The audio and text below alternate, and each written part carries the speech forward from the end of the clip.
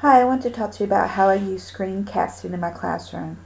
The main way that I use it is days that I am not going to be in the classroom. I'll pre-record a lesson so that my students are getting the same instruction that I had planned for them, whether I'm there or not, and we're not having to change the flow of the class or the structure of what is happening in the classroom. And it's generally days that I would be either going through PowerPoint notes or going through a video and having discussion with them. So we're having some of this dialogue without having to change our flow. And so what I do is I record it. The students are hearing me giving instruction, going through the warm-up with them, the essential question, and then they are listening to me give material as we're going through a PowerPoint. They are able to listen to me give additional information. So it's not just the substitute is going through a PowerPoint and point and clicking and going through it, and the students are just filling in their notes. It can also be used if you are doing a lesson that you're going to use different types of media that you could embed them into PowerPoint, but maybe you hadn't planned on using PowerPoint, that you're wanting to use a picture or then go into a video. You can put it all on one screen and you're able to just to play it, press pause, and you're just able to go through, and it's not a lot of moving around and changing different things on the screen. They're just focusing on the one screen. But you could also use it for enrichment or remediation to record other lessons for the students to have and store them on your website or on Edmodo. So here's just a lesson that my students were going through with me. It was on March 7th, if you just want to take a listen of something that I had done with them. Welcome class, it's Thursday, March 7th. Today your essential question is, how does the economy and the government affect the lives of their people? So since I'm not here today, I want you to go through your daily motions of what we normally do at the beginning of class, and then we're going to go through a PowerPoint in just a little bit, and you have some notes that you will be taking.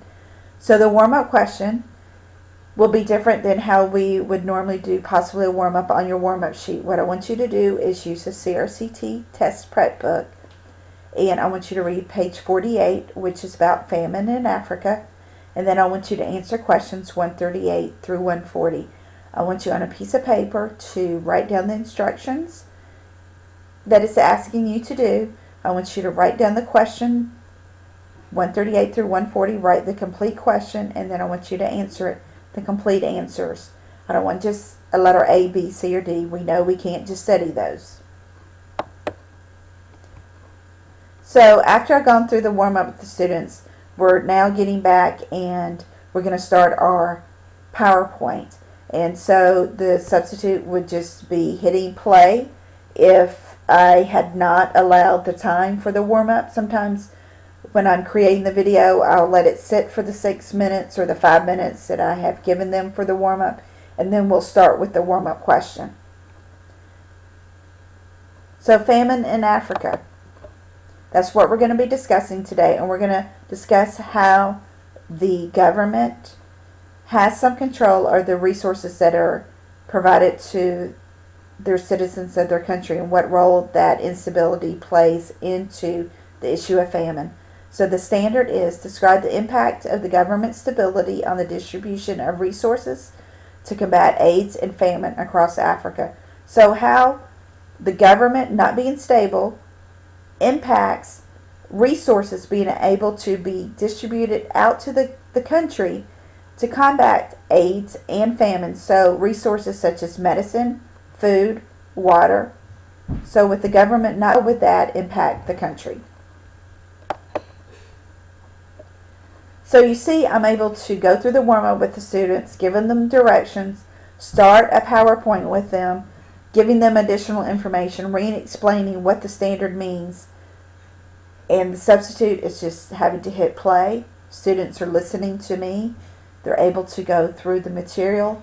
And I have heard from substitutes and also co-teachers that I have in there that the students are really focused. They're really focused on listening to me, watching the screen, and going through their assignments. So they know that it's a day like any other day. So I hope this information has really helped you to learn more about screencasting in your classroom.